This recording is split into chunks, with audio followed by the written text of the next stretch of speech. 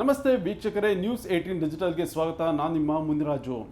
Silicon city ಬೆಂಗಳೂರನ್ನು drugs ಮುಕ್ತ ನಗರವನ್ನಾಗಿ ಮಾಡಬೇಕು ಅಂತೇಳಿ ನಗರ ಪೊಲೀಸರು ಸಾಕಷ್ಟು ಪ್ರಯತ್ನವನ್ನು ಪಡ್ತಾ ಇದ್ದಾರೆ.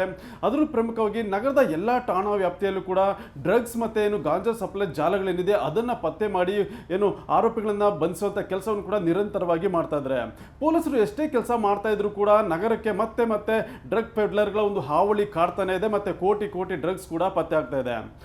ಈ ಬಗ್ಗೆ ಒಂದು ಕಂಪ್ಲೀಟ್ ಡೀಟೇಲ್ಸನ್ನು ನಾನು ನಿಮಗೆ ಕೊಡ್ತಾ ಇರ್ತೀನಿ. ಅದಕ್ಕೂ ಮುನ್ನ ನೀವು ನಮ್ಮ ಯೂಟ್ಯೂಬ್ ಚಾನಲನ್ನು ಸಬ್ಸ್ಕ್ರೈಬ್ ಮಾಡಿ ಮತ್ತು ಶೇರ್ ಮಾಡಿ ಹಾಗೂ ಬೆಲ್ ಬಟನನ್ನು ಒತ್ತಿ. ಮತ್ತು ನಮ್ಮ ಇನ್ಸ್ಟಾಗ್ರಾಮ್ ಪೇಜ್ ಮತ್ತು ಫೇಸ್ಬುಕ್ ಪೇಜನ್ನು ಕೂಡ ಫಾಲೋ ಮಾಡಿ. ಮತ್ತು ವೀಕ್ಷಕರೇ, ಈ ಒಂದು ಡ್ರಗ್ಸ್ ಜಾಲ ಏನಿದೆ ಇದು ಬೆಂಗಳೂರಿನಲ್ಲಿ ವ್ಯಾಪಕವಾಗಿ ವಿಸ್ತಾರ ಆಗಿರೋದು. ನಿನ್ನೆ ಕೂಡ ಬೆಂಗಳೂರಿನ CCB ಪೊಲೀಸರು ಸುಮಾರು 23 ಕೋಟಿ ಮೌಲ್ಯದ ಒಂದು ಡ್ರಗ್ಸನ್ನು ನಗರದಲ್ಲಿ ಸೀಸ್ ಮಾಡಿದ್ದಾರೆ. ಓರ್ವ ವಿದೇಶಿ ಪ್ರಜೆ ಏನಿದ್ದಾನೆ ಈತ ನಗರದಲ್ಲಿ ಒಂದು ದೊಡ್ಡ ಮಟ್ಟದ ಒಂದು ಜಾಲವನ್ನು ಸೃಷ್ಟಿ ಮಾಡಿಕೊಂಡು ನಗರದಲ್ಲಿ ಸಾಕಷ್ಟು ಮಂದಿಗೆ ಒಂದು ಡ್ರಗ್ಸನ್ನು ಡೀಲ್ ಮಾಡ್ತಾ ಇದ್ದ ಒಂದು ವಿಚಾರ ಕೂಡ ಈಗ ಬೆಳಕಿಗೆ ಬಂದಿದೆ. ನೈಜೀರಿಯಾ ಮೂಲದ ಎಜನ್ ಎಂಬಾತ ಏನಿದ್ದಾನೆ ಈತ ಒಂದು ಸುಮಾರು 2017ರಲ್ಲಿ ಬೆಂಗಳೂರಿಗೆ ಬಂದಿರ್ತಾನೆ.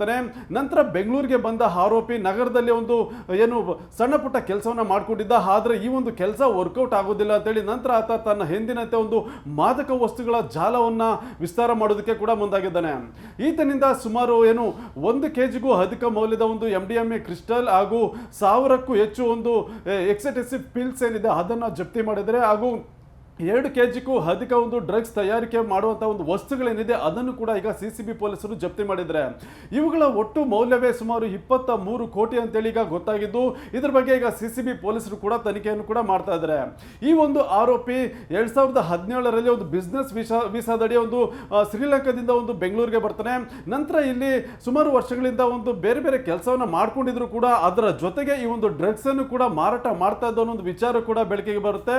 ನಂತರ 2019ರಲ್ಲಿ ಬಾಗ್ಲೂರು ಪೊಲೀಸರು ಕೂಡ ಈತನನ್ನ ಮಾದಕ ವಸ್ತು ದ್ರವ್ಯ ಒಂದು ಕೇಸ್ ಏನಿದೆ ಈ ಒಂದು ಕೇಸ್ನ ಅಡಿಯಲ್ಲಿ ಬಂಧಿಸಿ ಒಂದು ವಿಚಾರಣೆ ಕೂಡ ಮಾಡಿ ಜೈಲ್ಗೂ ಕೂಡ ಕಳಿಸಿದ್ರು. ಆ ನಂತರ ಜೈಲಿನಿಂದ ಬಿಡುಗಡೆಯಾಗಿ ಹೊರಬಂದ ಬಳಿಕವೂ ಕೂಡ ಈ ಒಂದು ಆರೋಪಿ ಮತ್ತೆ ಡ್ರಗ್ಸ್ ಡೀಲ್ನಲ್ಲಿ ಒಂದು ಭಾಗಿಯಾಗಿರ್ತಾನೆ. ನಂತರ ಸಾಕಷ್ಟು ಕಡೆ ಒಂದು ಡ್ರಗ್ಸ್ ಸರಬರಾಜು ಮಾಡೋದಿರ್ಬೋದು ಮತ್ತೆ ವಿದ್ಯಾರ್ಥಿಗಳು, ಸಾಫ್ಟ್ವೇರ್ ಇಂಜಿನಿಯರ್ಸ್ ಸೇರಿದಂತೆ ಬೇರೆ ಒಂದು ವ್ಯಕ್ತಿಗಳಿಗೆ ಅದನ್ನ ಸಣ್ಣ ಒಂದು ಪಾಕೆಟ್ನಲ್ಲಿ ಮಾರಾಟ ಮಾಡುವಂಥ ಕೆಲಸವನ್ನು ಕೂಡ ಮಾಡ್ತಾ ಇರ್ತಾನೆ. ನಂತರ ಈ ಬಗ್ಗೆ ಮತ್ತೊಂದು ಬಾರಿ ಈತನನ್ನ ಪೊಲೀಸರು ಕೂಡ ಅರೆಸ್ಟ್ ಮಾಡ್ತಾರೆ. ನಂತರ ಜೈಲ್ಗೂ ಕೂಡ ಕಳಿಸಿರ್ತಾರೆ. 2 ಬಾರಿ ಈತ ಒಂದು ಜೈಲ್ಗೆ ಹೋಗಿ ಬಂದರೂ ಕೂಡ ತನ್ನ ಹಳೆ ಚಾಳಿಯನ್ನ ಮತ್ತೆ ಮುಂದುವರಿಸಿರ್ತಾನೆ. ಪೊಲೀಸರು ಕೂಡ ಈತನ ಮೇಲೆ ನಿಗಾವನ್ನು ಇರಿಸಿರ್ತಾರೆ. ಆದರೆ ಪುನಃ ಈತ ಜೈಲಿನಿಂದ ಹೊರಬಂದ ಬಳಿಕವೂ ಕೂಡ ಈಗ ಮತ್ತೊಮ್ಮೆ ಈ ರೀತಿಯಾಗಿ ಒಂದು ಡ್ರಗ್ಸ್ ಡೀಲ್ನಲ್ಲಿ ಭಾಗಿಯಾಗಿರೋದು ಕೂಡ ಗೊತ್ತಾಗಿದೆ. ಯಲಹಂಕ ಬಳಿಯ ಒಂದು ಅಪಾರ್ಟ್ಮೆಂಟ್ ನಲ್ಲಿ ಈತ ವಾಸವಾಗಿರ್ತಾನೆ. ಅಲ್ಲಿಂದಲೇ ಈ ಒಂದು ಕಾರ್ಯಾಚರಣೆಯನ್ನು ಕೂಡ ಮಾಡ್ತಾ ಇದ್ದು ಅನ್ನೋ ಒಂದು ವಿಚಾರ ಕೂಡ ಈಗ ಬೆಳಕಿಗೆ ಬಂದಿರೋದು. ಈತನ ಮೇಲೆ ಚೆನ್ನೈ ಮತ್ತೆ ಹೈದರಾಬಾದ್ ಪೊಲೀಸ್ ಠಾಣೆಗಳು ಕೂಡ ಒಂದು ಕೇಸ್ ದಾಖಲಾಗಿದೆ. ಮತ್ತೆ ಪೊಲೀಸರು ಕೂಡ ಈತನನ್ನ ಪತ್ತೆ ಮಾಡಬೇಕು ಅಂತೇಳಿ ನಿರಂತರವಾಗಿ ಶೋಧವನ್ನು ಕೂಡ ಮಾಡ್ತಾ ಇದ್ರು. ಆ ನಂತರ ಈತ ಇತ್ತೀಚೆಗೆ ಬೆಂಗಳೂರಿನಲ್ಲಿ ಸುಮಾರು 23 ಕೋಟಿ ಮೌಲ್ಯದ ಒಂದು ಡ್ರಗ್ಸ್ ಡೀಲ್ ನಲ್ಲಿ ಭಾಗಿಯಾಗಿರುವಂತಹ ವಿಚಾರ ಕೂಡ ಗೊತ್ತಾಗುತ್ತೆ. ಕೂಡಲೇ CCB ಪೊಲೀಸರು ಈತ ವಾಸವಾಗಿರುವಂತಹ ಒಂದು ಅಪಾರ್ಟ್ಮೆಂಟ್ ಏನಿದೆ ಅದರ ಮೇಲೆ ದಾಳಿಯನ್ನ ಮಾಡಿ ಒಂದು ಶೋಧವನ್ನು ಮಾಡಿದಾಗ ಅಲ್ಲಿ MDMA ಕ್ರಿಸ್ಟಲ್ ಡ್ರಗ್ಸ್ ಸಿಗುತ್ತೆ ಮತ್ತೆ ಎಕ್ಸೆಟಸಿವ್ ಪಿಲ್ಸ್ ಕೂಡ ಸಿಕ್ಕಿರೋದು. ಆನಂತರ ಡ್ರಗ್ಸ್ ತಯಾರಿಗೆ ಬಳಕೆ ಮಾಡುವಂತ ಒಂದು ಕಚ್ಚಾ ವಸ್ತುಗಳೇನಿದೆ ಅವುಗಳು ಕೂಡ ಪತ್ತೆಯಾಗಿದ್ದು ಈಗ ಎಲ್ಲವನ್ನೂ ಕೂಡ ಈಗ CCB ಪೊಲೀಸರು ಜಪ್ತಿ ಮಾಡಿ ಅದನ್ನ ತನಿಖೆಯನ್ನ ಮಾಡ್ತಾ ಇದ್ದಾರೆ. 2 ಪೊಲೀಸ್ ಸ್ಟೇಷನ್ ವ್ಯಾಪ್ತಿಯಲ್ಲಿ ಬೇಗೂರು ಮತ್ತೆ ಬಾಗಲೂರು ಪೊಲೀಸ್ ಸ್ಟೇಷನ್ ವ್ಯಾಪ್ತಿಯಲ್ಲಿ ಅವರು ಆಪರೇಷನ್ಸ್ ಮಾಡಿ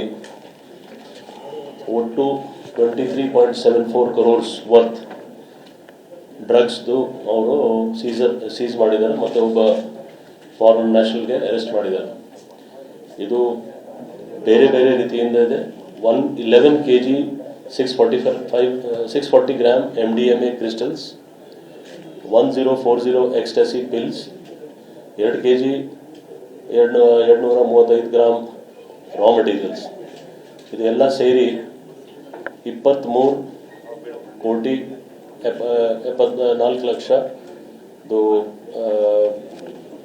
ವ್ಯಾಲ್ಯೂದು ಒಂದು ಡ್ರಗ್ಸ್ ಇದು ಟೋಟಲ್ ಸೀಸರ್ ಇದೆ. ಇನಿಷಿಯಲ್ ರಿಪೋರ್ಟ್ ಪ್ರಕಾರ ಇದು ನ್ಯೂ ಇಯರ್ ಸೆಲೆಬ್ರೇಷನ್ಸ್ ಬರ್ತಾ ಇದೆ, ಅದಕ್ಕೋಸ್ಕರ ಇವರು ಸ್ಟಾಕ್ ಮಾಡಿ ಇಟ್ಟಿದ್ರು ಅಂತ ನಮ್ಮ ಅವ್ರ ಮಾಹಿತಿ ಪ್ರಕಾರ ಇದೆ. ಆದರೆ ಇದೇ ರೀತಿ ಬೇರೆ ಕಡೆ ಇರ್ಬೋದಂತ ಅದರ ಬಗ್ಗೆ ಕೂಡ ನಮ್ಮ CCB ಅವರು ತನಿಖೆ ಮುಂದುವರಿಸ್ತಾರೆ. ಏನು ಈ ಒಂದು ಆರೋಪಿ ಏನು ಡೆಲ್ಲಿ ಮತ್ತು ಉತ್ತರ ಭಾರತದ ಒಂದು ಕೆಲವು ನಗರಗಳಿಂದ ಬೆಂಗಳೂರಿಗೆ ಡ್ರಗ್ಸನ್ನು ತರಿಸ್ಕೊಳ್ತಾ ಇದ್ದ ಒಂದು ವಿಚಾರ ಕೂಡ ಈಗ CCB ಪೊಲೀಸರಿಂದ ಗೊತ್ತಾಗಿದೆ. ಆದ್ದರಿಂದ ಆ ಒಂದು ಜಾಲ ಯಾವುದಿದೆ ಮತ್ತು ಈತನಿಗೆ ಸಪ್ಲೈ ಮಾಡ್ತಿದ್ದಂಥ ಒಂದು ವ್ಯಕ್ತಿಗಳು ಯಾರಿದ್ದಾರೆ, ಪೆಡ್ಲರ್ಸ್ ಯಾರಿದ್ದಾರೆ, ಅವರನ್ನು ಪತ್ತೆ ಮಾಡುವಂಥ ಕೆಲಸವನ್ನು ಕೂಡ ಈಗ CCB ಪೊಲೀಸರು ಮಾಡ್ತಾ ಇದ್ದಾರೆ. ಮತ್ತು ಈ ಒಂದು ಡ್ರಗ್ಸ್ ಸಪ್ಲೈ ಆದ ಸಂದರ್ಭದಲ್ಲಿ ಈತ ಹಣಕಾಸು ವ್ಯವಹಾರವನ್ನು ಯಾವ ರೀತಿ ಮಾಡ್ತಾ ಇದ್ದ, ಆನ್ಲೈನ್ ಮುಖಾಂತರ ಮಾಡ್ತಾ ಇದ್ನವ ಅಥವಾ ಹವಾಲ ಏನಾದರೂ ಇದೆಯಾ ಅಥವಾ ಬೇರೆ ಯಾವ ರೀತಿ ಈತ ಟ್ರಾನ್ಸಾಕ್ಷನ್ ಮಾಡ್ತಾ ಇದ್ದ ಅನ್ನೋ ವಿಚಾರದ ಬಗ್ಗೆ ಕೂಡ ಈಗ ಪೊಲೀಸರು ತನಿಖೆಯನ್ನು ಕೂಡ ಮಾಡ್ತಾ ಇದ್ದಾರೆ. ಆದ್ದರಿಂದ ಈ ಒಂದು ನೈಜೀರಿಯಾ ಪ್ರಜೆ ಏನಿದ್ದಾನೆ ಈತನನ್ನ ಬಂಧಿಸಿದ್ದಾರೆ ಮತ್ತು ಹೆಚ್ಚಿನ ತನಿಖೆಯನ್ನು ಕೂಡ ಮಾಡ್ತಾ ಇದ್ದಾರೆ. ಏನು ನಗರದಲ್ಲಿ ಈ ರೀತಿಯಾಗಿ ಡ್ರಗ್ಸ್ ಜಾಲ ಏನಿದೆ ಅದು ಪದೇ ಪದೇ ಪತ್ತೆ ಆಗ್ತಾನೆ ಇದೆ.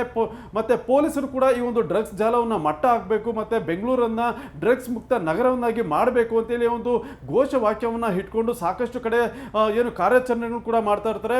ಪ್ರತಿ ಠಾಣಾ ವ್ಯಾಪ್ತಿಯಲ್ಲೂ ಕೂಡ ಪ್ರತಿ ಬಾರಿ ಸಾಕಷ್ಟು ಮಂದಿ ಗಾಂಜಾ ಪೆಡ್ಲರ್ಸ್ ಇರ್ಬೋದು ಮತ್ತೆ ಡ್ರಗ್ಸ್ ಡೀಲ್ ಮಾಡುವಂಥ ಒಂದು ಪೆಡ್ಲರ್ ಇರ್ಬೋದು, ಇಂಥವರನ್ನ ಪತ್ತೆ ಮಾಡಿ ಕೇಸ್ ಮಾಡುವಂಥ ಕೆಲಸ ನಿರಂತರವಾಗಿ ಮಾಡ್ತಾ ಇದ್ದಾರೆ. ಆದರೂ ಕೂಡ ಈ ರೀತಿಯಾಗಿ ಏನು ವಿದೇಶದಿಂದ ಬಂದಿರುವಂಥ ಕೆಲವು ಪ್ರಜೆಗಳೇನಿದ್ರೆ ಅವರು ಈ ರೀತಿ ಡ್ರಗ್ಸ್ ದಂಧೆಯಲ್ಲಿ ತೊಡಗಿರೋದು ಮತ್ತೆ ಸ್ಥಳೀಯ ಪೆಡ್ಲರ್ಗಳನ್ನ ಜೊತೆಗೂಡಿಸಿ ಈ ರೀತಿ ವ್ಯವಹಾರ ಮಾಡುವಂಥದ್ದು ಕೂಡ ಗೊತ್ತಾಗಿದೆ.